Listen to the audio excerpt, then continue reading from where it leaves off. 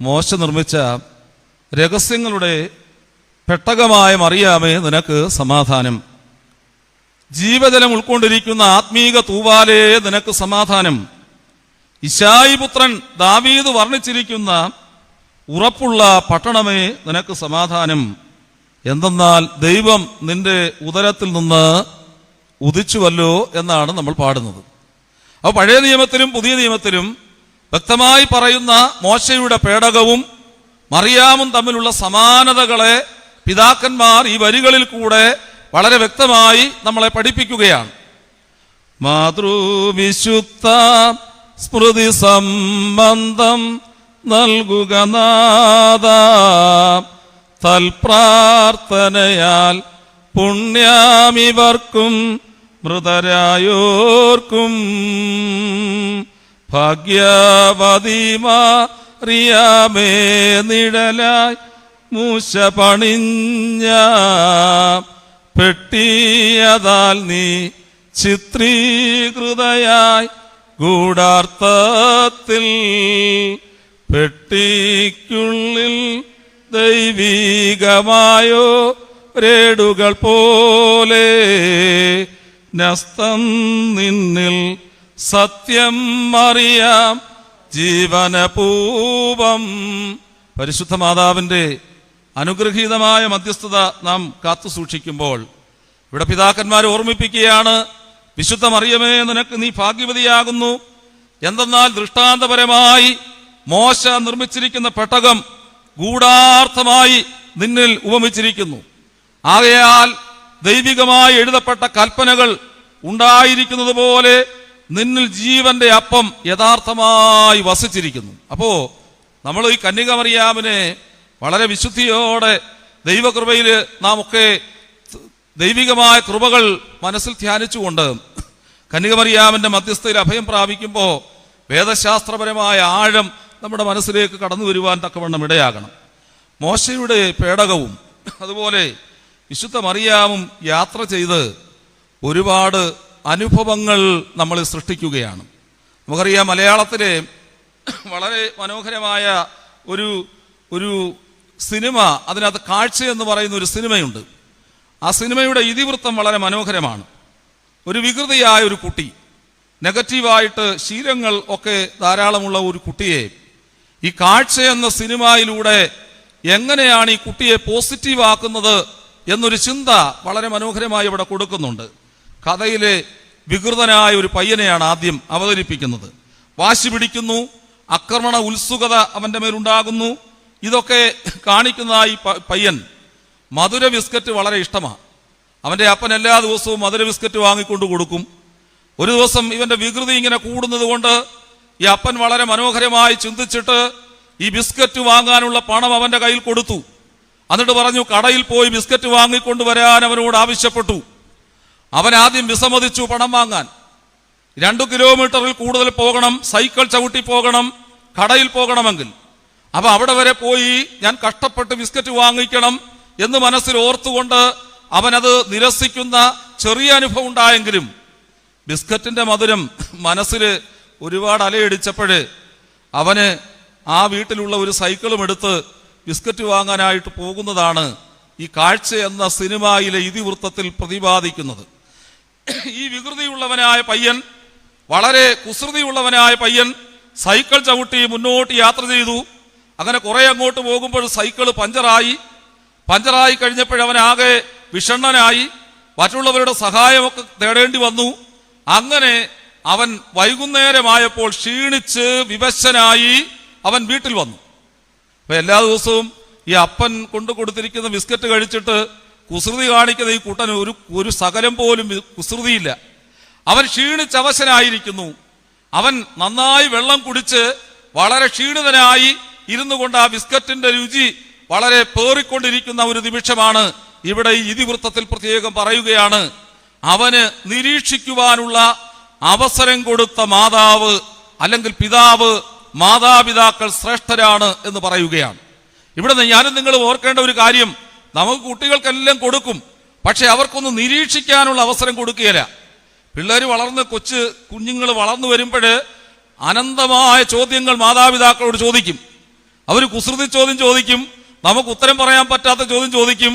നമുക്കപ്പോ ദേഷ്യം വന്നിട്ട് ഈ പിള്ളേരെ ആട്ടി ഓടിക്കുമ്പോൾ മറ്റുള്ളവരുടെ അടുക്കൽ ചെന്ന് അവൻ ഉത്തരം കണ്ടെത്തേണ്ട അനുഭവം ഉണ്ടാകും. അങ്ങനെയുള്ള ഗതികേടിലേക്ക് പോകുമ്പോഴാണ് തെറ്റായ അനുഭവങ്ങൾ അവരുടെ മനസ്സുകളിലേക്ക് ചേക്കേറാനിടയാകുന്നത്. ഇവിടെ അവൻ ഭൂമിയെ തൊട്ടറിഞ്ഞു, അപരിചിതരായ മനുഷ്യരെ വഴിവക്കത്ത് കണ്ടവരെ തിരിച്ചറിയുവാനുള്ള വിവേകമുണ്ടായി, വൃക്ഷങ്ങളെ മനസ്സിലാക്കി, ഈ പ്രകൃതിയെ മനസ്സിലാക്കി, അവന്റെ പരിധികളും പരിമിതികളും അവൻ ആവോളം തിരിച്ചറിഞ്ഞപ്പോഴ് അവന് കുസൃതിയില്ല. അവൻ ക്ഷീണിച്ചു വന്ന് ആ ഭവനത്തിൽ നിൽക്കുന്ന ഒരു കാഴ്ച വളരെ വ്യക്തമായി കാണുകയാണ്. ഇന്നിന്റെ കാലഘട്ടങ്ങളിൽ നമുക്കറിയാം, കഴിഞ്ഞ ദിവസവും ജോർജ് അച്ഛൻ വളരെ മനോഹരമായി ധാരാളം കാര്യങ്ങൾ പറഞ്ഞത് ഈ ചാനലിന്റെ വെളിച്ചത്തിൽ ഇരുന്നു കൊണ്ട് ഞാൻ ദൂരെയാണെങ്കിലും ഇരുന്ന് കാണുകയുണ്ടായി. അപ്പൊ നമ്മുടെ ഉള്ളിൽ ഉണ്ടാകുന്ന ചിന്തകളെ കുറിച്ച് ഒരേ സമയത്ത് ഒരുപാട് തോട്ടുകളൊക്കെ വരുന്നതിനെ കുറിച്ചൊക്കെ പറഞ്ഞല്ലോ. അപരിചിതരെ എങ്ങനെ നേരിടണമെന്ന് സ്വന്തം പരിധിയെയും പരിമിതികളെയും ഒക്കെ കുറിച്ച് ബോധ്യമായിട്ട് എല്ലാത്തിനും ഉപരി മാതാപിതാക്കൾ തനിക്കെത്രമാത്രം സ്നേഹവും സ്വാതന്ത്ര്യവും തന്നുകൊണ്ടിരിക്കുന്നുവെന്നും ഈ മകൻ തിരിച്ചറിയുന്നു എന്നുള്ളത് പൂർത്തീകരിച്ചുകൊണ്ടാണ് ഈ സിനിമയുടെ ഇതിവൃത്തം ഇവിടെ പൂർത്തീകരിക്കുന്നത്. മോശ നിർമ്മിച്ച പേടകവും മറിയാം ഉള്ളിൽ വഹിച്ച യേശുവും നിരന്തര യാത്രയിലൂടെ ഈ രാത്രികാലം ചില നിരീക്ഷണത്തിലേക്ക് നമ്മളെ കൊണ്ടുവരികയാണ്. ഞാനും നിങ്ങളും ഒരേ സമയത്ത് പഴയ നിയമത്തിലെ മോശയുടെ പേടകത്തിലും പുതിയ നിയമത്തിൽ ഈ കന്യക മറിയാമിന്റെ ഉള്ളിലുള്ള യേശുവിലേക്കും കടന്നു ചെല്ലുമ്പോൾ ഒരു നിരീക്ഷണ പാടവത്തിലൂടെയുള്ള ഒരു യാത്ര നമ്മുടെ ജീവിതത്തിൽ ഉണ്ടാകുവാൻ സാധിക്കണം. പേടകത്തിനും മറിയാമിനും സമാനതകൾ ഏറെയുണ്ട് എന്നുള്ളത് സംശയമൊന്നുമില്ല. അതിൽ മനോഹരമായി തോന്നുന്ന ചില ചിന്തകളാണ്. മോശ നിർമ്മിച്ച പേടകത്തിനുള്ളിൽ പരിശുദ്ധാത്മാവെന്ന തേജസ് നിറഞ്ഞു. അതുപോലെ തന്നെ പരിശുദ്ധ അമ്മയിലും എന്ത് നിറഞ്ഞു? തേജസ് വന്ന് നിറഞ്ഞു. മോശ നിർമ്മിച്ച പേടകത്തിൽ തേജസ് നിറഞ്ഞു, പരിശുദ്ധ അമ്മയിലും എന്ത് നിറഞ്ഞു? തേജസ് നിറഞ്ഞു. തേജസ് നിറയുമ്പോ ആ മനുഷ്യരെ കാണാൻ ഒരു പ്രത്യേക ഒരു കുളിർമ തോന്നും. ചിലപ്പോൾ ചിലരൊക്കെ പറയും പ്രാർത്ഥിക്കണം പ്രാർത്ഥിക്കണം എന്ന് പറയും. അവരും അച്ഛന്റെ കൂടെ കാർമ്മികന്റെ കൂടെ ഉള്ളുരുകി പ്രാർത്ഥിച്ചില്ലെങ്കിൽ തേജസ് കിട്ടുകയില്ല. ചിലർ പറയും ഞാൻ അവിടെ പോയി പ്രാർത്ഥിച്ചു, ഇവിടെ പോയി പ്രാർത്ഥിച്ചു, എനിക്കെന്റെ കാര്യം സ്ഥിരമാകുന്നില്ല എന്ന് പലപ്പോഴും ഓർമ്മിപ്പിക്കാറുണ്ട്. വൈദികരായ ഞങ്ങൾക്കറിയാം, ചില വീട്ടിൽ ചെന്ന് പ്രാർത്ഥിക്കുമ്പോൾ അപ്പൊ തന്നെ ഒരു പോസിറ്റീവ് എനർജി ഉണ്ടാകാറുണ്ട്. ചിലടത്ത് എത്ര പ്രാർത്ഥിച്ചാലും ആ പ്രാർത്ഥനയുടെ അർത്ഥം പലപ്പോഴും അതിൻ്റെതായ അർത്ഥതലങ്ങളിൽ കടന്നു വരാറില്ല. ഇവിടെ നോക്കുക, പേടകത്തിനുള്ളിൽ ദൈവത്തിന്റെ തേജസ്, അമ്മയുടെ ഉദരത്തിൽ ദൈവത്തിന്റെ തേജസ് വളരുന്നു. നമ്മുടെ ജീവിതത്തിൽ ഓർക്കണം. അപ്പോ ഈ തേജസ് നമ്മുടെ ഉള്ളിൽ വരുമ്പോഴാണ് നമുക്ക് നമ്മുടെ എളിമയെക്കുറിച്ച് നന്നായി ബോധ്യം വരുന്നത്. നമുക്കറിയാം, ഈ പുരോഹിതര് വിശുദ്ധ ബലിയിലേക്ക് പോകുമ്പോൾ കയ്യിലൊരു തക്സാ പുസ്തകം എടുത്ത് നിങ്ങളുടെ അടുക്കൽ ഇങ്ങനെ തലകുനിച്ച് അനുവാദം ചോദിച്ച് മദ്ബഹായിക്കകത്തേക്ക് പ്രവേശിക്കും. അതിനു മുമ്പ് ഇവിടെ നിന്ന് പ്രിമിയോൻ സദറ ചൊല്ലും. അത് കഴിഞ്ഞ് അവസാനം ചെരുപ്പിടുന്ന ഒരു പ്രാർത്ഥനയുണ്ട്. ആദ്യം ഇടത്തെ കാലിലാണ് ചെരുപ്പിടുന്നത്. ഇടത്തെ കാലിൽ ചെരുപ്പിടുമ്പോൾ ഇങ്ങനെയാണ് പ്രാർത്ഥിക്കുന്നത്: ദൈവമായ കർത്താവേ, സർപ്പങ്ങളെയും തേളുകളെയും ശത്രുവിന്റെ സർവശക്തിയെയും ചവിട്ടുവാൻ തക്കവണ്ണം സമാധാന സുവിശേഷത്തിനുള്ള സന്നദ്ധതയാൽ എന്നെ ചെരുപ്പിടിവിക്കണേ. പച്ച ചവിട്ടാൻ പോകുന്ന ആരെയൊക്കെയാ? സർപ്പത്തെ ചവിട്ടണം, തേളിനെ ചവിട്ടണം. പുതിയ നിയമത്തിൽ വിശുദ്ധനായ ലൂക്കോസിന്റെ ആലങ്കാരികമായ ചില വർണ്ണനകൾ എത്രയോ ശ്രേഷ്ഠമാ. അവിടെ പ്രത്യേകമായിട്ട് ഓർമ്മിപ്പിക്കുന്നുണ്ട്. വിശുദ്ധനായ ലൂക്കോസ് ചില ചോദ്യങ്ങൾ ചോദിച്ചുകൊണ്ട് പറയുന്നുണ്ട്, മക്കള് അപ്പം ചോദിച്ചാ എന്തോ കൊടുക്കുമോ? കല്ല് കൊടുക്കുമോ? മീനിനെ ചോദിച്ചാൽ പാമ്പിനെ കൊടുക്കുമോ? പിന്നെന്താ? മുട്ട ചോദിച്ചാൽ തേളിനെ കൊടുക്കുമോ? ഈ വേദപുസ്തകത്തിലെ വർണ്ണനകളിലൂടെയാണ് പ്രാർത്ഥനകളൊക്കെ അതിൻ്റെ അനുഭവങ്ങളിലൂടെ അത് വളരെ ശ്രേഷ്ഠമായി നിൽക്കുന്നത്. അങ്ങനെയെങ്കിൽ ഇവിടെ പ്രത്യേകമായിട്ട് ഓർമ്മിപ്പിക്കുന്ന പ്രാർത്ഥനയുടെ ആഴം വളരെ ശ്രദ്ധേയമാണ്. തേജസ് കുടികൊള്ളുന്ന ദൈവസന്നിധിയിലേക്ക് ഒരു പുരോഹിതൻ കടന്നു പോവുകയാ. അവൻ പാമ്പിനെയും തേളിനെയും അതുപോലെ ശത്രുവിന്റെ സർവശക്തിയെയും ചവിട്ടുവാൻ, അത് ഏതെങ്കിലും വലിയ തോക്ക് പിടിച്ചോണ്ടാന്ന് പോകണ്ടേ? ഫോബേഴ്സിന്റെ ഇടപാടുള്ള വലിയ കാര്യങ്ങളാണോ? അല്ല. സമാധാനത്തിന്റെ സുവിശേഷത്തിന്റെ സന്നദ്ധതയാൽ എന്നെ ചെരുപ്പിടിവിക്കണമേ എന്ന് പ്രത്യേകം പറയുകയാണ്. വലതുകാലിൽ ചെരുപ്പിടുമ്പോൾ പറയും, ദൈവമായ കർത്താവേ, നിന്റെ ജ്ഞാനത്തിനെതിരായി ഉയരുന്ന സകല ഉന്നത ഭാവത്തെയും എൻ്റെ പാദത്തിന് കീഴിൽ താഴ്ത്തുകയും നിന്റെ സഹായത്താൽ എന്നേക്കും ജഡിക വികാരങ്ങളെ കീഴടക്കുവാൻ എന്നെ പ്രാപ്തനാക്കുകയും ചെയ്യണം. ഉന്നതമായ സിംഹാസനത്തിലേക്ക് കടന്നു ചെല്ലുമ്പോൾ ഇവിടെ ഓർമ്മിപ്പിക്കുന്ന പ്രധാനപ്പെട്ട കാര്യം, വിനയത്തോടെ ഒരു കാർമ്മികൻ കടന്നു ചെല്ലണം. അങ്ങനെയെങ്കിൽ മോശ നിർമ്മിച്ച പേടകത്തിനുള്ളിൽ തേജസ് വന്ന് നിറഞ്ഞപ്പോൾ മോശ വളരെ വിനയാന്വിതനായിരുന്നു. അവൻ മിക്കനാണ് എന്നുള്ള സമ്മതം അവന്റെ ജീവിതത്തിലുണ്ട്. കന്യകമറിയാം വിനയാന്വിതമായി അവിടെ പറയുകയാണ്, കണ്ടാലും ഞാൻ കർത്താവിന്റെ ദാസി, നിന്റെ ഇഷ്ടം പോലെ എനിക്ക് ഭവിക്കട്ടെ. പേടകത്തിനുള്ളിൽ കൽപ്പലകകളാണ്, പേടകത്തിനുള്ളിൽ 10 കൽപ്പനകളാണ്, പേടകത്തിനുള്ളിൽ വചനമാണ്, പേടകത്തിനുള്ളിൽ മന്നായിട്ട് വെച്ച ചെപ്പാണ്, പേടകത്തിനുള്ളിൽ അഹറോന്റെ തളിർത്ത വടിയാണ് എന്നുള്ളത് പ്രത്യേകം ഓർക്കാൻ സാധിക്കണം. അപ്പൊ സ്വർഗത്തിൽ നിന്ന് ഇറങ്ങി വന്ന ജീവന്റെ അപ്പവും ജീവന്റെ വചനവുമായ യേശു കന്യകയുടെ ഗർഭപാത്രത്തെ ആ പേടകത്തിൽ വന്ന് വസിച്ചു എന്നുള്ളതും ശ്രദ്ധേയവും അനുഗ്രഹീതവുമായ ഒരു കാര്യമാണ്. വീണ്ടും ഇതിനെ പഠിക്കാൻ ശ്രമിക്കുമ്പോൾ വീണ്ടും കാണുകയാണ്, യഹൂദ്യ മലനാട്ടിലൂടെ ഈ പേടകം യാത്ര ചെയ്തു. ഈ പെട്ടകം, മോശയുടെ പെട്ടകം, മോശ നിർമ്മിച്ച പേടകം യഹൂദ്യ മലനാട്ടിലൂടെ യാത്ര ചെയ്ത് ഓബേദ് ഏദോമിന്റെ വീട്ടിൽ വച്ചു. ഓബേദ് ഏദോമിന്റെ വീട്ടിൽ മോശയുടെ പേടകം കൊണ്ടുവച്ചു. ഇതിന് സമാനമായി പുതിയ നിയമത്തിൽ പരിശുദ്ധ കന്യകമറിയാം യഹൂദ്യ മലനാട്ടിൽ ബന്ധപ്പെട്ടു എന്ന് എലിസബത്തിന്റെ ഭവനത്തിൽ ചെന്നു. ഓർത്തു നോക്കിയേ, പഠനം പറയുന്നത് ഇസ്രായേൽ എന്ന് പറയുന്ന രാജ്യത്തിന്റെ പാലസ്തീന്റെ വടക്കുഭാഗത്ത് ആണ് കന്യകമറിയാൻ താമസിച്ചിരുന്നത്. തെക്കുഭാഗത്താണ് യഹൂദ്യ മലനാട്. അവിടെയാണ് ആര് താമസിക്കുന്നത് അറിയാമോ? എലിസബത്ത് സക്കറിയ പുരോഹിതൻ താമസിക്കുന്നത്. ഈ മലനാട്ടിലേക്ക് ബന്ധപ്പെട്ട് എലിസബത്തിന്റെ വീട്ടിലേക്ക് കന്യകമറിയാം കടന്നു ചെല്ലുകയാണ്. ഒരാൾക്കും മറ്റൊരാളിനോട് പൂർണ്ണമായ ചേർച്ചയുണ്ടാകാൻ തരമില്ല. ഒരു വ്യക്തിക്കും മറ്റൊരാളിനോട് പൂർണ്ണമായ ചേർച്ചയുണ്ടാകാൻ തരമില്ല. ഇവിടെ നോക്കിയേ, 2 തലമുറകളുടെ ആളുകളാണ് ആരൊക്കെ? കന്യകമറിയാവും എലിസബത്തും. നല്ല കമ്മ്യൂണിക്കേഷൻ ഗ്യാപ്പ് വരാൻ സാധ്യതയുണ്ട്. എനിക്ക് തോന്നുന്നു ഇപ്പോഴൊക്കെയുള്ള പിള്ളേരെ ശ്രദ്ധിക്കാറുണ്ട്. 13 വയസ്സിനും 20 വയസ്സിനും ഒക്കെ ഇടയിലുള്ള പിള്ളേര് 60 വയസ്സുള്ളവരുടെ അടുക്ക നിൽക്കുവോ? പ്രത്യേകിച്ച് സ്ത്രീകൾ 2 പേരുടെ ആകുമ്പം ഭയങ്കരമായ കമ്മ്യൂണിക്കേഷൻ ഗ്യാപ്പ് വരും. ഇവിടെ നോക്കിയേ, 13 വയസ്സിന് മുകളിലോട്ട് വരുന്ന പരിശുദ്ധ കന്യകമറിയാം ബന്ധപ്പെട്ടു എന്ന് യഹൂദ്യ മലനാട്ടിലേക്ക് ചെന്നിട്ട് വളരെ 60 വയസ്സിന് മുകളിലുള്ള വൃദ്ധയായ എലിസബത്തിന്റെ ഭവനത്തിൽ ചെന്നു എന്നുള്ളത് വളരെ പ്രധാനപ്പെട്ട കാര്യമാണ്. അപ്പൊ വ്യത്യസ്തമായ സാഹചര്യങ്ങൾ കൈകാര്യം ചെയ്തതിനുള്ള കഴിവുകളാണ് ബന്ധങ്ങളെ ഊട്ടി ഉറപ്പിക്കുന്നത്. നമുക്കൊക്കെ ഒരു തോന്നലുണ്ട്, സാഹചര്യങ്ങളെല്ലാം അനുകൂലമായാല് നമുക്ക് ഒത്തിരി കാര്യങ്ങൾ ചെയ്യാമെന്ന് ചിന്തിക്കും. അങ്ങനെയല്ല. വ്യത്യസ്തങ്ങളായ സാഹചര്യങ്ങളെ കൈകാര്യം ചെയ്യാൻ എനിക്ക് നിങ്ങൾക്ക് കഴിവുണ്ടാകുമ്പോഴാണ് ചേർച്ചയുണ്ടാകുന്നത്. അല്ലെങ്കിൽ എന്തോ ഉണ്ടാകും? ചോർച്ചയുണ്ടാകും. അല്ലേ? ചേർച്ചയും ചോർച്ചയും ഒരു ചെറിയ അക്ഷരത്തിന്റെ വ്യത്യാസം ഉള്ളെങ്കിലും നമ്മുടെ ജീവിതത്തിൽ ഓർത്തു നോക്കിയേ, പലപ്പോഴും ചേർച്ചകൾ കുറയുമ്പോൾ ചോർച്ചകൾ ഉണ്ടാകുന്നു. ബന്ധങ്ങൾ ചോർന്നു പോകുന്നു, ബന്ധങ്ങൾ ഇല്ലാതെയാകുന്നു.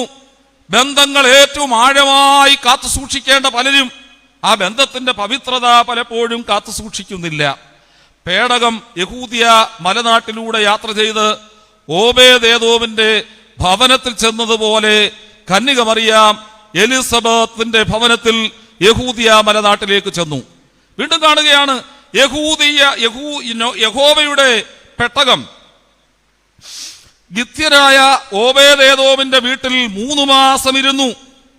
ആ പെട്ടകം 3 മാസം അവിടെ ഇരുന്നു. അതുപോലെ തന്നെ യഹോവ അവന്റെ കുടുംബത്തെ ഈ പെട്ടകം ഇരുന്നത് കൊണ്ട് അനുഗ്രഹിച്ചു. അനുഗ്രഹങ്ങൾ അനവധിയായി കിട്ടി. കന്യകമറിയാമും എലിസബത്തിന്റെ വീട്ടിൽ എത്ര മാസം പാർത്തു?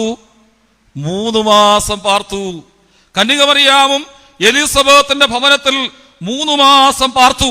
ഞാൻ മുമ്പേ ഓർമ്മിപ്പിച്ചതുപോലെ 13 വയസ്സിനും 19 വയസ്സിനും ഇടയിലുള്ള ആ ടീനേജിലെ പിള്ളേരില് വല്ലാത്തൊരു വിശ്വസ്തത ഉള്ളിലുണ്ട്. വിശ്വസ്തത കൂടുതലാണ്. അതുകൊണ്ടാണ് ചിലപ്പോഴൊക്കെ ആര് വിളിച്ചാലും ഇറങ്ങി വരുന്നത്. വിശ്വസ്തത കൂടുതലാണ് ഈ പ്രായത്തിൽ. വളരെ ഇൻഫാക്ച്വേഷൻ ഉണ്ടാകുന്ന ഒരു കാലഘട്ടമാണ്. അപ്പൊ ഇവിടെ വിശ്വസ്തത കൂടുതലുള്ളപ്പോഴ് വലിയ മനഃശാസ്ത്ര തിയറികളൊക്കെ പറയുന്നു. എറിക്സൺ എന്ന് പറയുന്ന മഹാപണ്ഡിതനായ ഒരു മനഃശാസ്ത്രജ്ഞൻ പറയുന്നുണ്ട്, ഈ കാലഘട്ടത്തില് ഈ ടീനേജിലുള്ള പിള്ളേരില് ഐഡന്റിറ്റി അവർ വ്യക്തമാക്കാൻ, അവരുടെ സ്വത്വാബോധം വ്യക്തമാക്കാനുള്ള അമിതമായ വാഞ്ചയുണ്ട്. പക്ഷേ അവിടെ നിയമങ്ങൾ കൂടുതലിട്ട് കലക്കി മറിക്കുമ്പോൾ അവർക്ക് റോൾ കൺഫ്യൂഷൻ ഉണ്ടാകും. ചില പിള്ളേര് വിവാഹം കഴിക്കേണ്ടെന്ന് കയറി തീരുമാനിച്ചു കളയും. കാരണം കലഹിക്കുന്ന മാതാപിതാക്കളെ കണ്ടിട്ട് കുടുംബജീവിതം നന്നേ പരാജയമാണെന്ന് അവർ മനസ്സിലാക്കിക്കൊണ്ട് റോൾ കൺഫ്യൂഷൻ ഉണ്ടാകുന്നു. ഇവിടെ കന്യകമറിയാം വിശ്വസ്തതയുടെ ഒരാൾ രൂപമായിട്ട് എലിസബത്തിന്റെ അടുക്കലേക്ക് എന്ന് വരിക. അവൾക്കവിടെ റോൾ കൺഫ്യൂഷൻ ഒന്നുമില്ല. അവളുടെ ആ ഇന്റഗ്രിറ്റി, അവളുടെ ഐഡന്റിറ്റി അവൾ കാത്തു സൂക്ഷിച്ചു. കാരണം ഈ കന്യകമറിയാം നേർച്ച നേർന്ന് ലഭിച്ച ഒരു മകളാണ് എന്നുള്ളത് വളരെ പ്രധാനപ്പെട്ട ഒരു കാര്യമാണ്.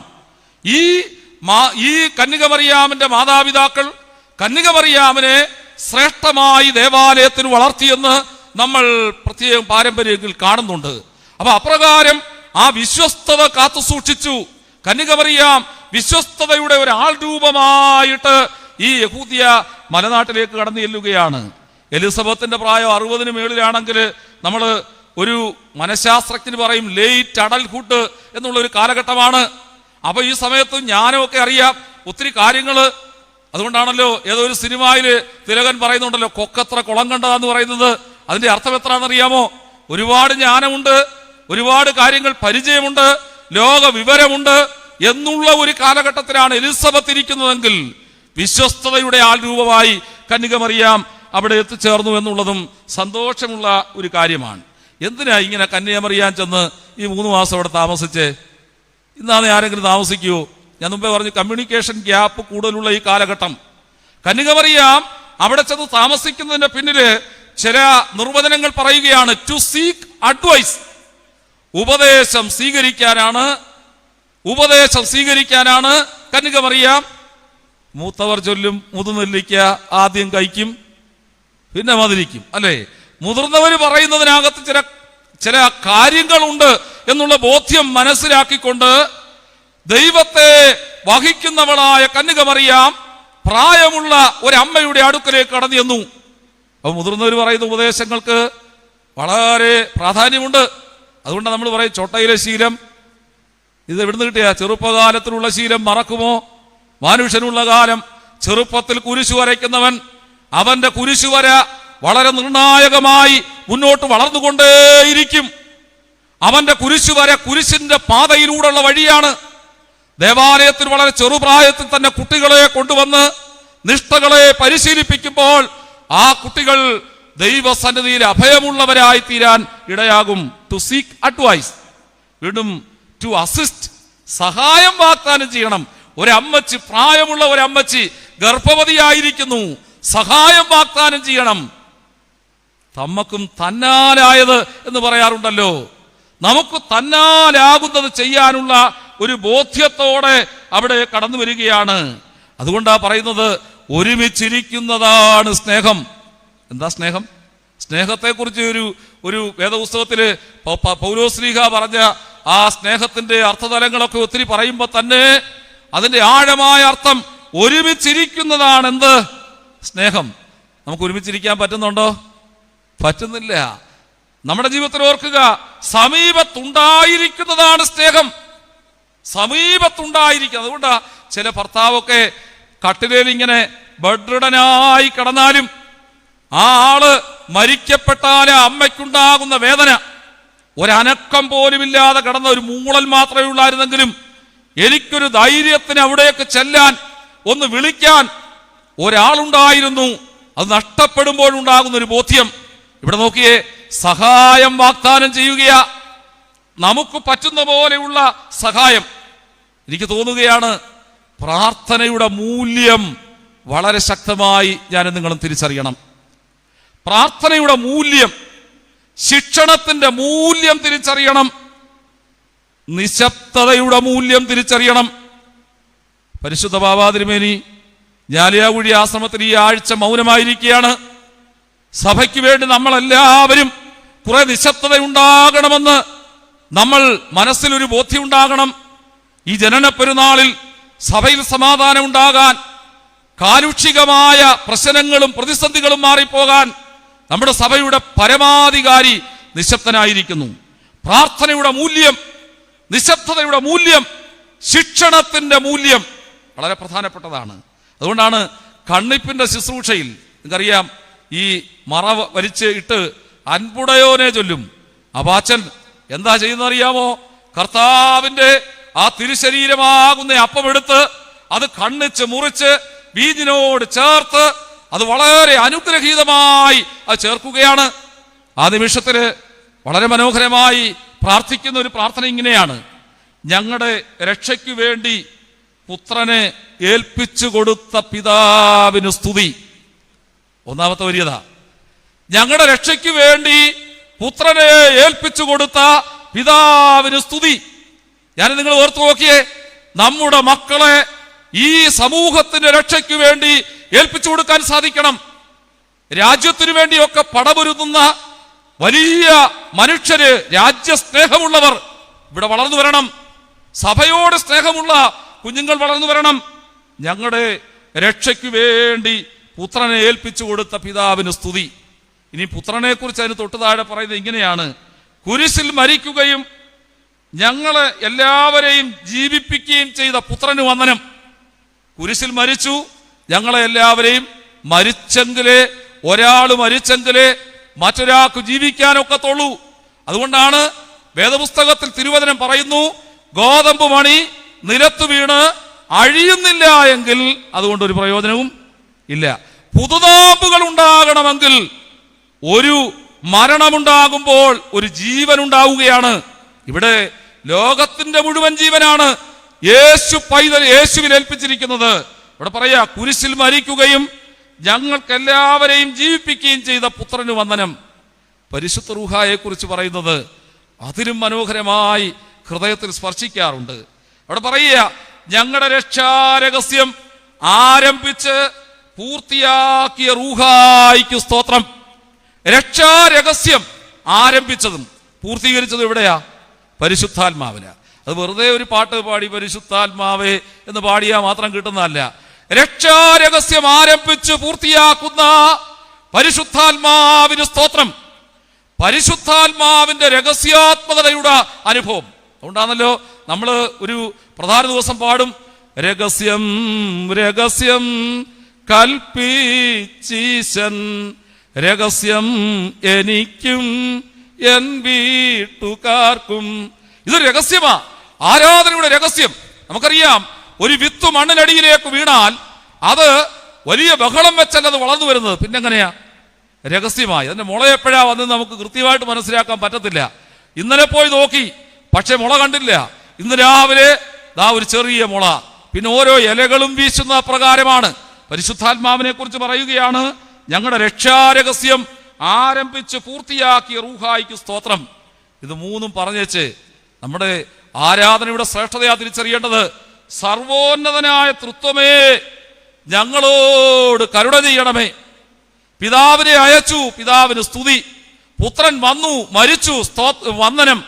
പരിശുദ്ധ റൂഹ എന്ന രഹസ്യം ആരംഭിച്ചു പൂർത്തീകരിച്ചു. പരിശുദ്ധ തൃത്വമേ, ഞങ്ങളോട് കരുണ ചെയ്യണമേ. സഭയുടെ ആഴമായ പ്രാർത്ഥന ഏതാണ്? കരുണ ചെയ്യണമേ, കരുണ ചെയ്യണം, കരുണയുണ്ടാകണം. ദൈവത്തിന്റെ കരുണ നമ്മുടെ ജീവിതത്തിലെ, നമ്മുടെ പ്രവർത്തനങ്ങളുടെ നീതിയിലല്ല നമ്മൾ ആശ്രയം വെക്കേണ്ടത്. അതുകൊണ്ടാ പറയുന്നത്, ഞങ്ങളുടെ നീതിയിലല്ല നിന്റെ കരുണയിലത്രേ ഞങ്ങൾ ആശ്രയം വെക്കുന്നത്. ദൈവത്തിന്റെ കരുണയിൽ ആശ്രയം വെക്കുന്ന മനുഷ്യർക്ക് കരുണ സ്വീകരിച്ചവരായ പരിശുദ്ധ അമ്മയുടെ മഹാമധ്യസ്ഥത എക്കാലവും അനുഗ്രഹമായി തീരും. വീണ്ടും ഈ പേടകവും അമ്മയും തമ്മിലുള്ള ബന്ധം നോക്കുമ്പോൾ കാണുകയാണ്, ദാവീദ് ചോദിക്കുകയാണ്, യഹോവയുടെ പെട്ടകം എന്റെ അടുക്കൽ എങ്ങനെ കൊണ്ടുവരേണ്ടു? യഹോവയുടെ പെട്ടകം എന്റെ അടുക്കൽ എങ്ങനെ കൊണ്ടുവരേണ്ടു? എലിസബത്ത് ചോദിക്കുകയാണ്, എന്റെ കർത്താവിന്റെ മാതാവ് എന്റെ അടുക്കൽ വരാനുള്ള മാനം എനിക്ക് എവിടെ നിന്ന് ഉണ്ടായി? പഴയ നിയമത്തിന് ദാവീദ് ചോദിക്കുന്നു, ഈ പെട്ടകം എങ്ങനെയാ ഞാൻ കൊണ്ടുവരണ്ടേ?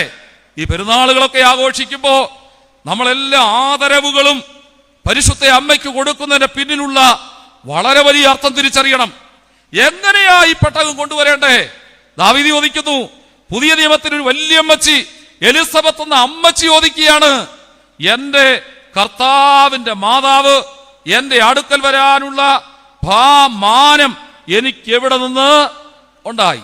ഈ പെരുന്നാൾ ആഘോഷിക്കുമ്പോൾ എന്റെ നിങ്ങളുടെ അടുക്കലേക്ക് കടന്നു വരുന്ന മാതാവ്, ആ മാതാവിനെ തിരിച്ചറിയുവാൻ തക്കവണ്ണം സാധിക്കണം.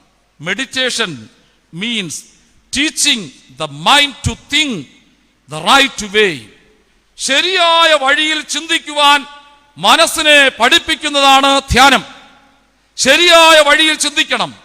ശരിയായ വഴിയിൽ ചിന്തിക്കാത്തതിന്റെ ഒരുപാട് കുഴപ്പം ഈ സമൂഹത്തിൽ ഉണ്ടായിക്കൊണ്ടിരിക്കുക. റൈറ്റ് വേ, ശരിയായ വഴിയിൽ ചിന്തിക്കുവാൻ സാധിക്കണം. അതുകൊണ്ടാ പറയുന്നത്, innate beauty connecting the supreme power. നമ്മുടെ അകത്ത സൗന്ദര്യമാണ് അജയ്യമായ ശക്തിയുടെ മുന്നിലേക്ക് നമ്മുടെ കൈകൾ കൂപ്പാൻ നമ്മെ പ്രേരിപ്പിക്കുന്നത് എന്നുള്ളത് തിരിച്ചറിയാൻ സാധിക്കണം.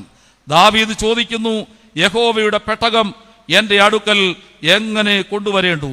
എലിസബത്ത് ചോദിക്കുന്നു, എന്റെ കർത്താവിന്റെ മാതാവ് എന്റെ അടുക്കൽ വരുന്ന മാനം എനിക്ക് എവിടെ നിന്ന് ഉണ്ടായി? വീണ്ടും ചോദിക്കുക ദാവീദ്, പഞ്ഞിനൂലങ്കി ധരിച്ചുകൊണ്ട് പൂർണ്ണ ശക്തിയോടെ യഹോവയുടെ സന്നിധിയിൽ നൃത്തം ചെയ്തു. ദാവീദ് പഞ്ഞിനൂലങ്കി ധരിച്ചുകൊണ്ട് പൂർണ്ണമായ ശക്തിയോടെ യഹോവയുടെ സന്നിധിയിൽ എന്ത് ചെയ്തു? നൃത്തം ചെയ്തു. ഇവിടെ നോക്കുക, വന്ദനസ്വരം ചെവിയിൽ വീണപ്പോൾ പിള്ള ഗർഭത്തിൽ ആനന്ദം കൊണ്ട് തുള്ളി.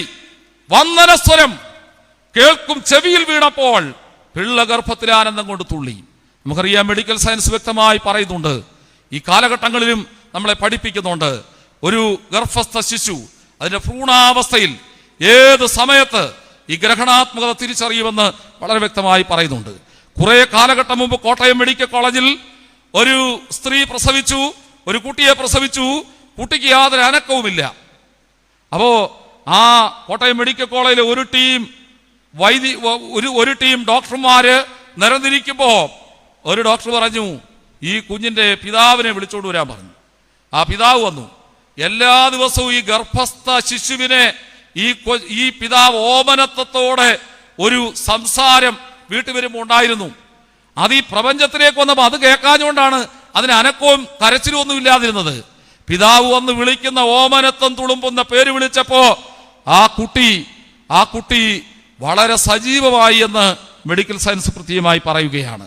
നമുക്ക് ദൈവത്തിന്റെ കൃപകളെ തിരിച്ചറിയാൻ സാധിക്കണം. വന്ദനസ്വരം ചെവിയിൽ വീണപ്പോൾ പിള്ള ഗർഭത്തിൽ ആനന്ദം കൊണ്ട് തുള്ളി. Inner piece is the new success. നമ്മുടെ ജീവിതത്തിലെ പുതിയ വിജയം ആന്തരിക സമാധാനമായിരിക്കണം. പുറത്ത് സമാധാനം ഉണ്ടാക്കാൻ ചർച്ചകൾ നടത്തുന്ന ധാരാളം ആളുകൾ കാണാം. അകത്തൊരു സമാധാനം സൃഷ്ടിക്കാൻ സാധിക്കണം. അത് ജീവിതത്തിന്റെ ഏറ്റവും പ്രധാനപ്പെട്ട ഒരു കാര്യമാണ്. അത് ജീവിതത്തിൽ ഏറ്റവും ശക്തിയായ അനുഗ്രഹങ്ങളെ പ്രദാനം ചെയ്യുന്ന ഒന്നാണ്. നമുക്കറിയാം, ഇവിടെ ഇരിക്കുന്ന ഓരോരുത്തരും അനേക അനുഭവങ്ങള് പരിശുദ്ധ അമ്മയുടെ മധ്യസ്ഥതയിൽ ലഭിച്ചത് പറയാനുണ്ട്.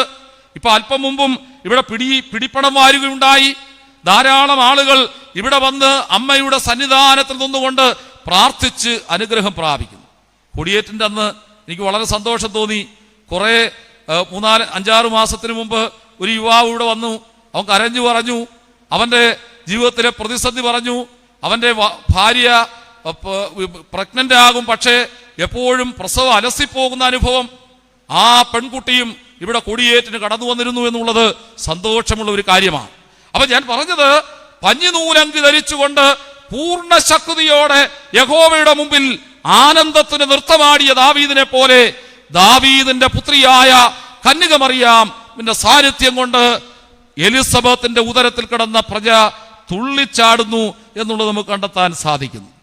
പ്രതിസന്ധിയുടെ പാതയിലെ ഒരു വഴികാട്ടിയായിരുന്നു പേടകം. മോശയുടെ പേടകം പ്രതിസന്ധിയുടെ പാതയിലെ ഒരു വഴികാട്ടിയായിരുന്നു. പരിശുദ്ധ അമ്മയും നമ്മുടെ ജീവിതത്തിൽ പ്രതിസന്ധിയുടെ കാലഘട്ടത്തിലെ ഒരു വഴികാട്ടി തന്നെയാണ്. പ്രത്യേകിച്ച് ഈ കോവിഡ്-19 കാലഘട്ടം പ്രതിസന്ധിയുടെ കാലഘട്ടത്തിലെ വിജയത്തിന്റെ കാഹളമായി തീരാൻ ഈ അമ്മയുടെ അനുഗ്രഹീത സാന്നിധ്യം കൊണ്ട് ഇടയായിത്തീരുന്ന അനുഭവം ഉണ്ടാകണം. ജൂലൈ ആദ്യം കോവിഡ് വന്ന് മാറിയ ഒരു പെൺകുട്ടി, ഏവൂര് ഭാഗത്തുള്ള ഒരു പെൺകുട്ടി ഇന്നലെ സന്ധ്യയിൽ ബോംബെയിൽ വെച്ച് ട്രെയിൻ മുട്ടി മരിക്കുകയുണ്ടായി. ഞാനിന്ന് രാവിലെ കുർബാന കഴിഞ്ഞ് വളരെ സങ്കടത്തോടെ ആ വാർത്ത കേട്ടത്. 25 വയസ്സുള്ള ബ്ലസ്സി, നമ്മുടെ ഭദ്രാസനത്തിലെ ആത്മീക രംഗത്തൊക്കെ വളരെ തീഷ്ണതയോടെ പ്രവർത്തിക്കുന്ന ഒരു പെൺകുട്ടിയായിരുന്നു. വളരെയധികം സമ്മാനങ്ങൾ ഈ കുട്ടി യുവജന പ്രസ്ഥാനത്തിലും ബാലസമാജത്തിലും സൺഡേ സ്കൂളിലും ഒക്കെ വാങ്ങിച്ചിട്ടുള്ളതാണ്. ഓർത്തു നോക്കിയേ, കോവിഡിന്റെ പ്രതിസന്ധി അഭിമുഖീകരിച്ചു. ബോംബെയിൽ ഒരു പ്രധാനപ്പെട്ട ആശുപത്രിയിൽ നേഴ്സായിരുന്നു. കോവിഡ് രോഗികൾ കൂടുതലുള്ള ആശുപത്രിയിലാണ് ശുശ്രൂഷിച്ചത്. അവൾ കോവിഡ് രോഗത്തു നിന്ന് മാറിയെങ്കിലും ഇവിടെ വലിയൊരു പ്രതിസന്ധി അവളെ അഭിമുഖീകരിച്ചു. ആശുപത്രിയിലേക്ക് കൊണ്ടുവരുന്ന, അവൾ താമസിക്കുന്നിടത്ത് കൊണ്ടുവരുന്ന വണ്ടി വന്ന് കുറെ നേരം വെയിറ്റ് ചെയ്തു. ഇവിടെ ആളുകൾ കൂടുതൽ ഉണ്ടായതുകൊണ്ട്, രോഗികൾ കൂടുതൽ ഉണ്ടായതുകൊണ്ട് വരാൻ പറ്റാത്ത അവസ്ഥ ഉണ്ടായപ്പോൾ പരിചിതമല്ലാത്ത സ്ഥലത്ത് അവൾ വണ്ടിക്കാരോട് പറഞ്ഞ് പൊയ്ക്കോളാൻ പറഞ്ഞു. വണ്ടി പോകുകയുണ്ടായി. പിന്നെ ട്രെയിനിന് പോയി വീട്ടിലെത്താൻ, താമസിക്കുന്നിടത്ത് എത്താൻ വേണ്ടി പോയ ഒരു അനുഭവമാണ്. അമ്മയുടെ കരച്ചിലിന്റെ മുമ്പിൽ എന്ത് പറയാൻ സാധിക്കും? അമ്മ പറയുകയാണ്, ഇന്നലെ 4 മണിക്കും ഒരു കോൺഫറൻസ് വീഡിയോ അങ്ങനെയുള്ള ഒരു തരത്തിൽ കോൾ ചെയ്യും. അവൾ കുടുംബാംഗങ്ങളോട് എല്ലാവരും സംസാരിക്കും. അനേകരോട് ഇന്നലെ സംസാരിച്ചു. അവൾക്ക് വയലിൻ വലിയ ഇഷ്ടമാണ്. അവൾക്ക് ഫിനിഷ് ചെയ്യാത്ത ധാരാളം കാര്യങ്ങൾ ഈ 2-3 മാസം കൊണ്ട് ഫിനിഷ് ചെയ്യണം എന്നുള്ള ആഗ്രഹം. വയലിൻ ഇഷ്ടമുള്ള പിള്ളേരെ കൊണ്ട് വയലിൻ വാങ്ങിച്ചു കൊടുത്ത് വയലിൻ പഠിപ്പിച്ച് മുന്നേറണമെന്നുള്ള ആഗ്രഹം. അവരുടെ ഒറ്റ സൺഡേ സ്കൂൾ പുസ്തകം പോലും ഇതുവരെ നഷ്ടപ്പെടാതെ സൂക്ഷിക്കുന്ന ഒരു പെൺകുട്ടി. ഇത് പറഞ്ഞത് ഈ കോവിഡ് കാലഘട്ടങ്ങളിലെ പ്രതിസന്ധിയുടെ കാലഘട്ടത്തിലൂടെ നമ്മൾ കടന്നു പോകുമ്പോൾ പ്രതിസന്ധിയുടെ പാതയിൽ വഴികാട്ടിയായിരുന്ന പേടകത്തിൽ ഇസ്രായേൽ ജനം അഭയം പ്രാപിച്ചതുപോലെ പരിശുദ്ധ അമ്മ എന്ന പേടകത്തിലേക്ക് അഭയം പ്രാപിക്കാൻ സാധിക്കണം. യോശുവ പ്രവാചകന്റെ പുസ്തകം 6-ാം അധ്യായം 4 മുതൽ 20 വരെയുള്ള വാക്യങ്ങൾ വളരെ മനോഹരമായി പറയുന്ന ചില കാര്യങ്ങളുണ്ട്. അവിടെ പറയുകയാണ്, യോശുവ പ്രവാചകന്റെ പുസ്തകം 6-ാം അധ്യായം 4 മുതൽ, ഇസ്രായേൽ ജനത്തിന്റെ മുമ്പിൽ അടച്ച് ഉറപ്പാക്കിയ യെറിഹോവിനെയും രാജാവിനെയും യുദ്ധവീരന്മാരെയും പെട്ടക സാന്നിധ്യത്താൽ ദൈവജനത്തിന്റെ കയ്യിലേൽപ്പിച്ചു. പെട്ടകത്തിന്റെ സാന്നിധ്യത്താൽ ഇസ്രായേൽ ജനത്തിന്റെ മുമ്പിൽ അടയ്ക്കപ്പെട്ട യെറിഹോവിന്റെ വാതിലുകൾ പെട്ടകത്തിന്റെ സാന്നിധ്യത്താൽ തുറക്കപ്പെട്ടു എന്ന് യോശുവ പ്രവാചകൻ പ്രത്യേകം പറയുകയാണ്. 7 പുരോഹിതന്മാർ ആട്ടിൻ കൊമ്പ് കൊണ്ടുള്ള 7 കാഹളം പിടിച്ചുകൊണ്ട് പെട്ടകത്തിന്റെ മുമ്പിൽ നടന്നു. 7 പുരോഹിതന്മാർ ആട്ടിന്റെ കൊമ്പ് കൊണ്ടുള്ള 7 കാഹളം പിടിച്ചുകൊണ്ട് ഈ പേടകത്തിന്റെ മുമ്പിൽ, മോശ ചമച്ച പെട്ടകത്തിന്റെ മുമ്പിൽ നടന്നു. 6 ദിവസം യെറിഹോവിന് ചുറ്റും ഓരോ പ്രാവശ്യവും, 7-ാം ദിവസം 7 പ്രാവശ്യവും യാത്ര ചെയ്തപ്പോൾ യെറിഹോ തകർന്നു താഴെ വീണു. നമ്മുടെ പെരുന്നാളുകൾ യെറിഹോവിന്റെ തളർച്ചയാണ്, യെരൂശലേമിന്റെ ഉദയമാണ്. യെറിഹോവിന്റെ പതനവും യെരൂശലേമിന്റെ ഉദയവുമാണ്. യെരൂശലേമിന് ഇമ്പവിടെ എപ്പോൾ ഞാൻ അവിടെ ചെന്നു ചേരും. ഓരോ പെരുന്നാൾ ആഘോഷിക്കുമ്പോഴും യെറിഹോകൾ തകരപ്പെടണം, യെരൂശലേം ഉയർത്തെഴുന്നേൽക്കപ്പെടണം. യെരൂശലേമിലേക്കുള്ള ക്രിസ്തുവിന്റെ യാത്ര, വിജയത്തിന്റെ യാത്ര, ആ ഹോശന്റെ യാത്ര നമ്മുടെ മനസ്സുകളിൽ ഒരു കുളിർമയായി, ആനന്ദത്തിന്റെ ലഹരിയായി നമുക്കുണ്ടാകാൻ തക്കവണ്ണം ഇടയാകണം. പ്രതിസന്ധിയുടെ പാതയിലെ ഒരു വലിയ വഴികാട്ടിയായിരുന്നു പേടകമെങ്കിൽ പ്രതിസന്ധിയുടെ ഈ ആധുനിക കാലഘട്ടത്തിലെ വഴികാട്ടി തന്നെയാണ് ദൈവത്തെ പ്രസവിച്ചവളായ പരിശുദ്ധ കന്യക മറിയാം. വീണ്ടും കാണുന്നു, ശാമുവേൽ ദൈവത്തിന്റെ പെട്ടകമിരിക്കുന്ന യഹോവയുടെ മന്ദിരത്തിൽ ദൈവത്തിന്റെ വിളക്ക് കെടുന്നതിന് മുമ്പേ ചെന്ന് കിടന്നു. ശാമുവേൽ ദൈവത്തിന്റെ പെട്ടകമിരിക്കുന്ന യഹോവയുടെ മന്ദിരത്തിൽ ദൈവത്തിന്റെ വിളക്ക് കെടുന്നതിന് മുമ്പേ ചെന്ന് കിടന്നു. ഇവിടെ ശമൂവേൽ പ്രവാചകന്റെ 1-ാം പുസ്തകം 3-ാം അധ്യായം 3 മുതൽ 10 വരെയുള്ള ഭാഗങ്ങളിൽ ഇങ്ങനെ പറയുന്നുണ്ട്. അപ്പൊ യഹോവയാ ദൈവം ഇങ്ങനെ വിളക്കിന്റെ മുമ്പിൽ മന്ദിരത്തിൽ കിടക്കുന്ന ശമൂവേലിനെ വിളിച്ചു. ശമൂവേൽ വിചാരിച്ചു ഗുരുവായ ഏലി വിളിക്കുമായിരിക്കുന്നു. ആടിയനിതാ എന്നും പറഞ്ഞ് ഈ പാവം ചെറുബാലനായ ശമൂവേൽ ഏലിയുടെ അടുക്കൽ ചെന്നു. ഏലി പറഞ്ഞു, ഞാൻ വിളിച്ചില്ലല്ലോ. ഏലി പറഞ്ഞു, ഞാൻ വിളിച്ചില്ല. അപ്പൊ അങ്ങനെ 3 പ്രാവശ്യം ആവർത്തിക്കപ്പെട്ടപ്പോൾ ഏലി ശമൂവേൽ പ്രവാചകനോട് പറയുന്നു, ഇനിയും ഈ ശരീരം, ഈ അശരീരി കേട്ടാൽ, ഈ ശബ്ദം കേട്ടാൽ നീ എന്ത് പറയണം? യഹോവേ അരുളി ചെയ്യണമേ, ആടിയൻ കേൾക്കുന്നു. യഹോവേ അരുളി ചെയ്യണമേ, ആര് കേൾക്കുന്നു? ആടിയൻ കേൾക്കുന്നു. 4 പ്രാവശ്യവും വിളക്കിന്റെ മുമ്പിൽ കിടന്നപ്പോൾ ശമൂവേൽ പ്രവാചകൻ ഈ ശബ്ദം കേട്ടു. ശമൂവേൽ പ്രവാചകൻ പറഞ്ഞു, യഹോവേ അരുളി ചെയ്യണമേ, ആര് കേൾക്കുന്നു? ആടിയൻ കേൾക്കുന്നു. സമർപ്പണത്തിന്റെ വഴി. യഹോവയുടെ വചനം ദുർലഭമായ കാലഘട്ടം, ദർശനമേറെയില്ലാത്ത കാലഘട്ടം, ദർശനത്തിലൂടെ ശമൂവേലിന് വെളിപ്പെടുന്ന ദൈവത്തിന്റെ അനുഭവം. ഇതുതന്നെയാണ് പുതിയ നിയമത്തിൽ കാണുന്ന കന്യകമറിയാം. പുരോഹിതന്മാരാൽ ദേവാലയത്തിൽ വിളക്കിന്റെ അടുക്കൽ വളർത്തപ്പെട്ടവളാണ് കന്യകമറിയാം. ദൈവത്തിന്റെ വൈദികന്മാർ ആദരവോടെ കാഴ്ചയപ്പം നൽകി നിന്നെ പള്ളിയിൽ പോറ്റി. ചേർന്ന് പാടി എല്ലാവരും. ദൈവത്തിന്റെ വൈദികന്മാർ ആദരവോടെ കാഴ്ചയപ്പം നൽകി നിന്നെ പള്ളിയിൽ പോറ്റി. ഈ ആധുനിക തലമുറയില് പള്ളിയിൽ കൂടാരങ്ങൾ ഉണ്ടാക്കി താമസിക്കണമെന്ന് ആഗ്രഹിക്കുന്ന മനുഷ്യർ ധാരാളം ഉണ്ട്. നമ്മുടെ ജീവിതത്തിൽ ഓർത്തു നോക്കിയേ. എന്റെ അനുഭവത്തിൽ, ഈ 3 വർഷം ഇവിടുത്തെ അനുഭവത്തില് 8 ദിവസം പോകുന്ന അറിയത്തേയില്ല. ആത്മീകമായ ചൈതന്യത്തോടെ ദൈവകൃപകൾ ആവോളം അനുഭവിക്കുവാൻ തക്കവണ്ണം ഈ ദേശത്തിന് ലഭിക്കുന്ന അനുഗ്രഹമാണ് ഈ ദിവസങ്ങൾ. കന്യകമറിയാം കാഴ്ചയപ്പം നൽകി വൈദികരാൽ പള്ളിയിൽ പോറ്റപ്പെട്ടവളാണ്. ആലയത്തിൽ വസിച്ച മറിയം ആലയമായി തീർന്നു. ആലയത്തിൽ വസിച്ച മറിയം ആരായി തീർന്നു? ആലയമായി തീർന്നു. ആലയത്തിൽ നമ്മൾ വസിക്കണം. നമ്മൾ എന്തായി തീരണം? ഈ ആലയത്തിനുള്ളിലാ ദൈവം. അതാണ് നമ്മുടെ ദൈവശാസ്ത്രം. നമ്മുടെ ദൈവശാസ്ത്രം അതാണ്. ആലയം കന്യകമറിയാമാണ്. ആലയത്തിനുള്ളിൽ ആരിയ്ക്കുന്നു?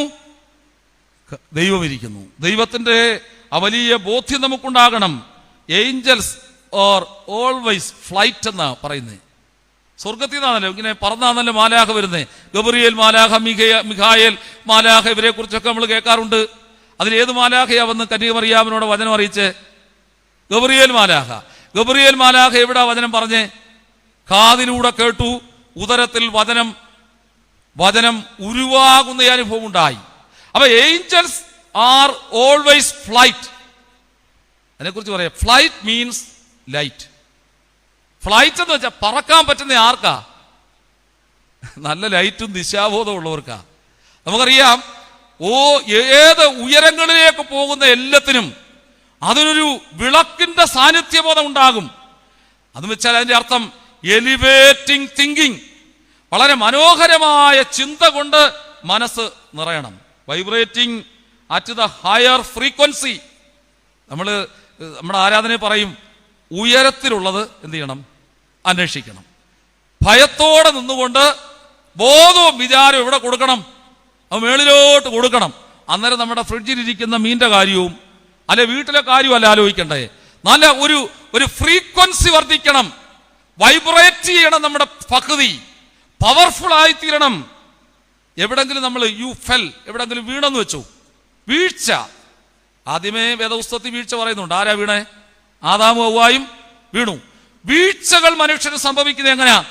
വൈകാരികതയിലാണ്. Emotionally where is my angel. വൈകാരികത വരുമ്പോഴാണ് നമുക്ക് വീഴ്ച ഉണ്ടാകുന്നത്. അപ്പോൾ നമ്മളോട് ചോദിക്കണം, വേർ ഈസ് മൈ ഏഞ്ചൽ? എന്റെ മാലാഖ എവിടാ? കന്യകമറിയാമിന് മാലാഖ വചനം അറിയിച്ചു, അതിനെ സ്വീകരിച്ചു. അതുകൊണ്ടാണ് നമ്മുടെ പിതാക്കന്മാർ പറയുന്നത്, കാവൽ മാലാഖയും കൂടെ രാത്രി മുഴുവനും എന്നെ നോക്കി കാത്തു സൂക്ഷിക്കുക വേണം. കന്യക മാതാവുമൊപ്പം എൻ്റെ കാവൽ മാലാഖയും കൂടെ രാത്രി മുഴുവനുമെന്നെ നോക്കി കാത്തു സൂക്ഷിക്കുക വേണം. Radiating your energy, build your emotional stamina. അത് കന്യകമറിയാം വളരെ ശക്തമായി കാനാവ് മുതൽ കാൽവറി വരെ കാത്തു സൂക്ഷിച്ചു. വളരെ ശക്തമായ ഒരു വൈകാരികതയുടെ അനുഭവം ഉള്ളിൽ പക്വതയോടെ കാത്തു സൂക്ഷിച്ചു. അതുകൊണ്ടാണ് ആരാണ് ഭാഗ്യവാൻ എന്ന് ചോദിച്ചാൽ എന്ത് പറയണം? Who is the luckiest person? ആരാ ഭാഗ്യവാൻ? നമ്മൾ പറയും ഒരു 4 നില വീടുള്ളവനും പിന്നെ ഏതെങ്കിലുമൊക്കെ ഫൈനാൻസിലൊക്കെ പൈസ ഇട്ടേക്കുന്നവനും അത് പോകുമ്പോൾ കരഞ്ഞുകൊണ്ടിരിക്കുന്നവനും പിന്നെ അങ്ങനെ കുറേ കാര്യങ്ങൾ ഭാഗ്യത്തെക്കുറിച്ച് നമ്മൾ പറയാറുണ്ട്. ആരാണ് ഭാഗ്യവാൻ? Who is the luckiest person? ആരാണ് വിജയി? Who is the winner? In the person who gets opportunity. അവസരം കിട്ടുന്നവനാണ് ആര്? ഭാഗ്യവാൻ. അല്ലേ? ഇപ്പൊ പ്രസംഗിക്കാൻ എനിക്ക് അവസരം കിട്ടി, പാടാൻ ഇവർക്ക് അവസരം കിട്ടി, അതാണ് ഭാഗ്യം. നമുക്ക് അവസരം കിട്ടുന്നതാണ് ഭാഗ്യം. എപ്പോഴും ഓർക്കണം. അപ്പൊ അവസരം കിട്ടിയിട്ടുണ്ടോ ഇവിടെ ഇരിക്കുന്നവര്? ഇങ്ങനെ മാസ്ക് ഒക്കെ വെച്ചേക്കുന്നെങ്കിലും അതിന് മേളി 2 ഹെഡ്ലൈറ്റ് ഇല്ലേ, കണ്ണ് അല്ലേ? മാസ്ക് വെച്ചേക്കെങ്കിലും നമുക്ക് കണ്ണുകളുണ്ട്, നമുക്ക് കൈകളുണ്ട്, നമുക്ക് ചെവികളുണ്ട്, നമുക്ക് കാലുകളുണ്ട്. പണ്ട് പറഞ്ഞു പിള്ളേർ ഒബിയസ്ലി പാടി, ആര് തന്നു നിനക്കായി കുഞ്ഞിക്കാലുകൾ 2 എന്തിനായി തന്നുവെന്ന് ഒന്ന് ചൊല്ലാമോ? ഓടിച്ചാടി നടക്കാനും പള്ളിയിലെന്നും പോകാനും എൻ്റെ ദൈവം തന്നതാണ് ഈ കുഞ്ഞിക്കാലുകൾ. നമുക്കെല്ലാം ഉണ്ട്, നമുക്ക് അവസരങ്ങൾ കിട്ടിയിട്ടുണ്ട്. അതിനെ പരമാവധി ദൈവകൃപയിൽ ഉപയോഗിക്കാൻ സാധിക്കണം. ആരാണ് വിജയി? വിജയി ആരാ? A+ മൊത്തം വാങ്ങിച്ചതിന് മാത്രമാണോ? അല്ല. വിജയി എന്ന് പറഞ്ഞാൽ അവസരങ്ങൾ കിട്ടുന്നവർ ഭാഗ്യവാന്മാരാണെങ്കിൽ അവസരങ്ങൾ ഉപയോഗിക്കുന്നവരാണ് വിജയി. അവസരങ്ങൾ ഉപയോഗിക്കാൻ നമുക്കറിയാം. ഇപ്പൊ മാതാപിതാക്കളാകാൻ എത്രയോ പേർക്ക് ഭാഗ്യമില്ല. നമുക്ക് അവസരം കിട്ടിയില്ലേ? അത് ഉപയോഗിച്ചോ? അപ്പൊ പിള്ളേരെ എന്താ വിളിക്കും? വേണ്ടാത്ത പേര് വല്ലതും വിളിക്കുവോ? പിള്ളേരെ ചിലർ വിളിക്കുന്ന പേരൊക്കെ കേട്ടാല് വളരെ വിഷമം തോന്നും. അപ്പോൾ ആ പിള്ളേരെ അടുത്ത തലമുറയിൽ അവരും ഇങ്ങനെ എവിടെങ്കിലുമൊക്കെ ചെന്ന് കുറെ കഴിയുമ്പോൾ മാതാപിതാക്കളും എന്ന് പറയുന്നത് അവൻ വേണ്ടാത്ത വാക്കുകളൊക്കെ പറഞ്ഞു. ഇത് എവിടെ പഠിച്ചതാ? വീട്ടിൽ തന്നെ പഠിച്ചതാ പലതും. അപ്പൊ ജീവിതത്തിൽ ഓർക്കുക, അവസരങ്ങൾ ഉപയോഗിക്കുന്നവരാണ് വിജയി. വളരുന്നതിന്റെ പേരാണ് ആത്മീകത. വളരുന്നതിന്റെ അകം വളരുന്നതിന്റെ പേരാണ് ആത്മീകത. മതത്തിന്റെ അംഗമാകാം, പക്ഷെ ആത്മീകത വർദ്ധിക്കണമെങ്കിൽ മതത്തിന്റെ ഉള്ളിൽ നിന്ന് ഒരു വളർച്ച ഉണ്ടായേ മതിയാകും. പലരും വിചാരിക്കും സബ്സ്ക്രൈബിംഗ് മെമ്പർ ആയതുകൊണ്ട് നമ്മൾ വലിയ ആത്മീയതക്കാരാന്ന് ചിന്തിക്കും. പക്ഷെ അങ്ങനെയല്ല. വളരണം.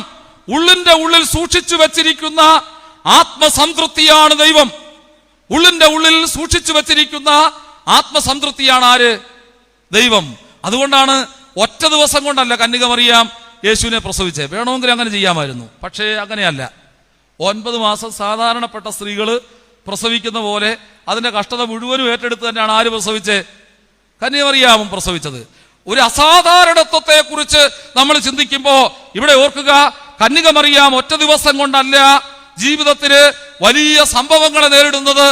ക്രമാനുഗതമായ വളർച്ചയാണ് ജീവിതത്തിൽ ഉണ്ടാകുന്നത്. അതുകൊണ്ടാണ് പറയുന്നത് രൂപഭംഗിക്ക് കാലാവധിയുണ്ട്, കർമ്മഭംഗി കാലത്തിനപ്പുറവും നിലനിൽക്കും.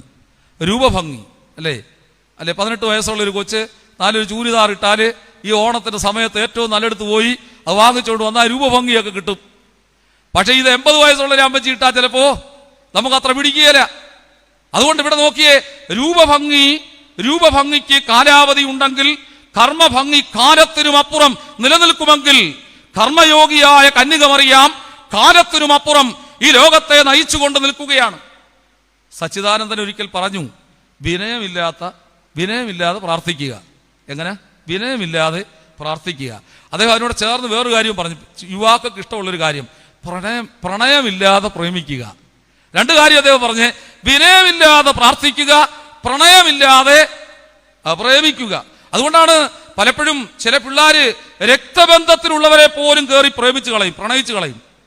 എന്നിട്ട് വലിയ റിസ്ക്, ഹൈ ടാസ്കുകളൊക്കെ ഏറ്റെടുത്ത് ഇവളെ സ്വന്തമാക്കി കഴിഞ്ഞിട്ട് പിന്നെ അവനവന്റെ പഴയ വഴിയിലൂടെയൊക്കെ പലപ്പോഴും പോകുന്നത് കാണാൻ സാധിക്കും.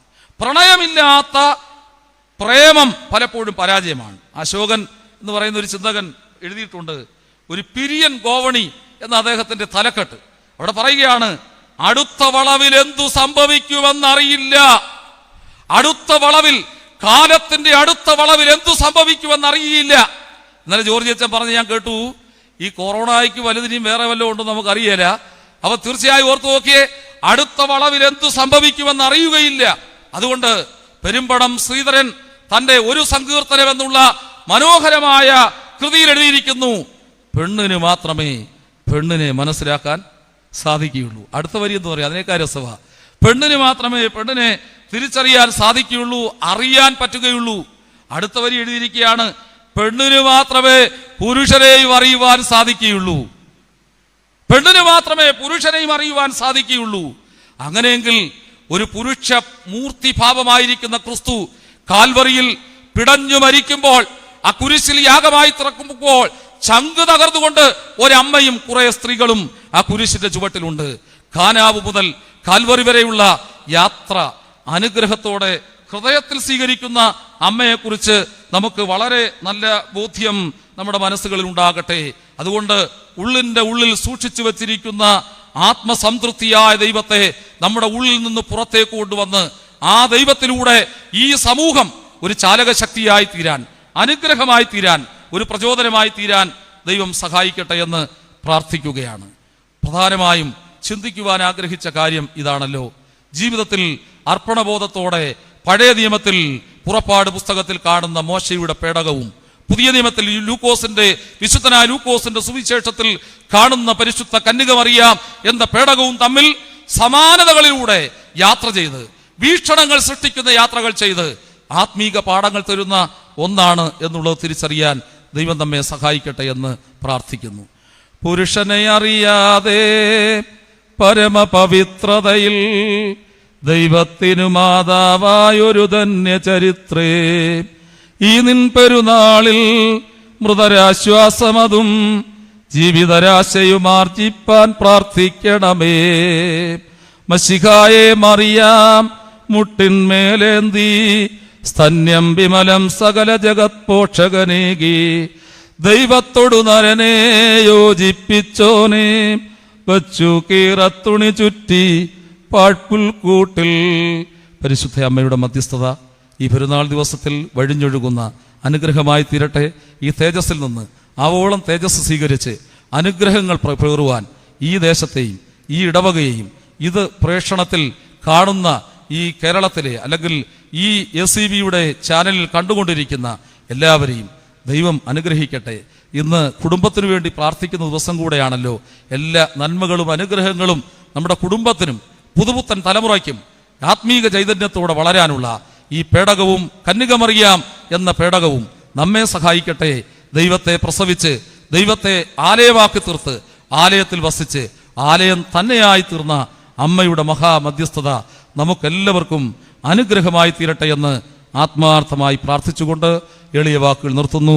ദൈവം നമ്മെ എല്ലാവരെയും അനുഗ്രഹിക്കുമാറാകട്ടെ.